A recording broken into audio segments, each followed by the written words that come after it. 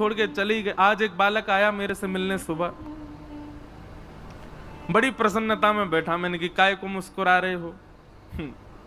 तो बोला घर वालों ने 20 चप्पल मार के भगा दिया। मैंने काय को? बोलो मैंने कहा कि मुझे वृंदावन रहना है, वहीं रहना है, वहीं रह करके भजन करना है।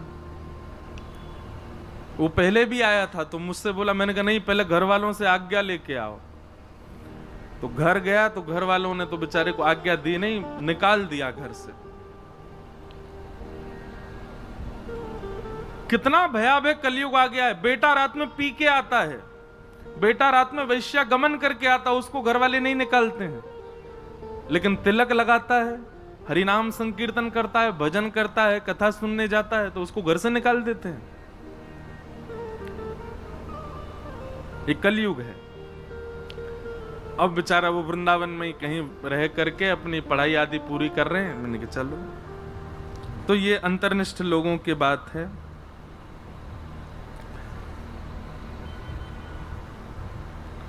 किन्हीं का भाव है कि गोविंद में हृदय अति लग रहा है, श्री राधा रानी में मन नहीं लग रहा, क्या करें?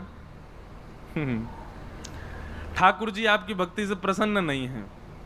आप जो भाव अर्पित कर रहे हो उससे शायद ठाकुर जी को कहीं ना कहीं कोई प्रसन्नता नहीं। तो ये बात निश्चित है कि किशोरी जी की भक्ति करो और श्याम सुंदर प्रिय लगने लग जाएं तो किशोरी जी प्रसन्न हैं, और ठाकुर जी की भक्ति करने लगो और करते करते किशोरी जी का जब कोई वाक्य सुनो, किशोरी जी की कोई लीला सुनो तो नेत्र सजल हो जाए, समझ जाना ठाकुर जी प्रसन्न हैं। हनुमान जी की भक्ति से यदि हनुमान जी प्रिय लगते हैं, राम जी प्रिय नहीं लगते, तो हनुमान जी प्रसन्न नहीं है आपसे। हनुमान चालीसा का पाठ करते करते करते राम जी से स्नेह हो जाए और राम राम जपते जपते जपते जपते श्री हनुमान जी प्रिय लगने लग जाएं। ये भक्ति का ये एक विपरीत स्वरूप होता है। आप जिसका भजन करो तो उसका प्रिय आपको प्रिय लगे। अरे भाई, प्रेम का ये स्वरूप है कि हमारे प्रेमी को जो प्रिय है वो हमको अपने आप प्रिय लगने लगता है। और यदि प्रेमी का प्रेमी प्रिय नहीं लग रहा है, इसका मतलब प्रेमी आपसे प्रसन्न नहीं है, इसीलिए वो अपने प्रेमी की चर्चा आपसे नहीं करता। अब जैसे आपका हमसे प्रेम है और मैं कहूं मुंह तो रसगुल्ला बहुत जोर को लगे, भैया रसगुल्ला ले आओ, गुलाब जामुन ले आओ, जो गोल गोल दिखे वाले कोई वैसे है नहीं, मैं ऐसे ही बोल रहा हूं। तो प्रेम का इस स्वरूप है कि प्रेमी को जो प्रिय आप वही उसके सामने प्रस्तुत करते हो। प्रेमी को जो प्रिय आपको भले वो प्रिय ना हो, फिर भी आप उसके आश्रय में जाकर के थोड़ा चिंतन करते हो, देखते हो अच्छा ठीक है इनको भिंडी सब्जी पसंद है, हम खा के तो देखें कैसी लगती।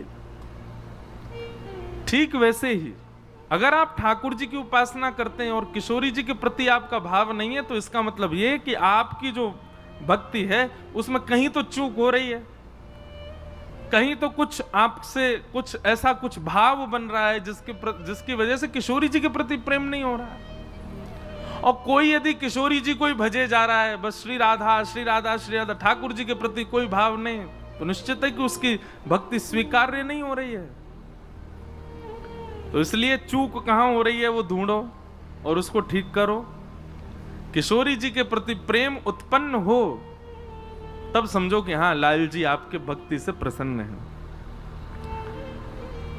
फिर आपका दूसरा प्रश्न, क्या शरीर रूपी पुत्र पुत्री को मैं गोपाल रूप और प्रेम करूं तो वो मोह है या प्रभु का भक्ति भाव संदेह दूर करे? पता नहीं क्या भाव है, लेकिन इसमें ये कह रहे हैं कि बच्चों को ही गोपाल जी मान लें। मान सकते हैं, लेकिन कब तक? केवल 5 वर्ष तक। 5 वर्ष तक तो उसको गोपाल जी मानो। क्यों? क्योंकि उस समय उसमें विकार नहीं है। जैसे ही बालक में विकार उत्पन्न होने लग जाते हैं, फिर आप उसको भगवत स्वरूप नहीं, फिर तो वो आपका लाला ही है, फिर तो आपका बालक ही है। उसी भाव में रखो, उसी भाव से उसको देखो। तो ये आज के प्रश्न हैं। फिर किन्हीं का प्रश्न है, मेरा यह प्रश्न है कि भगवान शिव पर भांग का प्रसाद लगाकर उसका सेवन उचित है? बिल्कुल उचित नहीं है। क्यों करना आपको? और प्रसाद लेना ही है तो फिर तिनका मात्र लो। वो नहीं कि हमारा झूमन लगे हुआ को लेकर के आनंद में आगे बोले महादेव का प्रसाद है हमने ले लियो। फिर और जो महाकाल पर आदि आदि वस्तु प्रसाद रूप में चढ़ाते हैं नशा आदि की, वो सब लेना चाहिए? बिल्कुल नहीं लेना चाहिए। ये सब भाव आपको समझने चाहिए। ब्रज में आप लोग बैठे हैं, ठाकुर जी के ऊपर देखिए एक बात बहुत ध्यान से सुनिए। जिस किसी भी पदार्थ से आप अनकॉन्शियस होते हो, जिस किसी भी पदार्थ से आपकी बुद्धि विवेक शून्य होती है, आपकी जिह्वा अपना आपा खो देती है, आप अपने पैरों के वश में नहीं होते, सीधी बात, जिससे भी आप थोड़े नशे से में आ जाते हैं, वो वस्तु प्रसाद रूप में भी नहीं सेवन करनी। और कहीं कहीं विधान है उसके प्रसाद का, तो फिर उसको प्रणाम मात्र करो। दृष्टि से भी प्रसाद स्वीकार होता है। अब कहां है ये तो भगवान जाने, कहां कहां प्रसाद लगता है ऐसी चीजों का। पर भैया एक बात बोलें, अगर झूमना ही है, नशा करना ही है, तो भक्ति को करो। ये बाह्य पदार्थ को कहा करना। यदि आपको अनकॉन्शियस होना ही है तो ठाकुर जी की प्रेम की चर्चा सुनकर के है जाओ, ठाकुर जी की लीला सुनकर के है जाओ। ये सब बाह्य वस्तु पा करके अपने आप को आपे से बाहर करके वो पड़े महाराज दुल्लर तिल्लर, आंख खुल नहीं रही हैं, लाल लाल पड़ गए, बोल कछू रहे हैं, निकल कछू और रोए, चल कहीं रहे हैं, जा कहीं और रहे हैं। ऐसी ही ठीक सिचुएशन होती है भक्ति मार्ग में, वो करके देख लो। सांसारी व्यसन और भगवान के नाम पे तो कभी भी नहीं। मैंने एक जगह कथा में कहा था, ये महादेव के नाम पर जितने लोग नशा करते हैं, महादेव अपनो त्रिशूल पहना रहे हैं, बोलो मिलो बेटा काउ देना तुम मोए, देखूंगा तुम्हें। महादेव का प्रसाद तो विष भी है, पी लो। महादेव तो वो भी धारण करते हैं नीलकंठ। चलो हम आपको अनुमति दे रहे हैं, महादेव पे चढ़े हुए प्रसाद खूब पाओ, लेकिन शर्त है कि महादेव को तीसरा प्रसाद जो है का है विष, उसकी भी एक बूंद आपको चाटनी पड़ेगी। अगर आप वो कर सको तो फिर लो।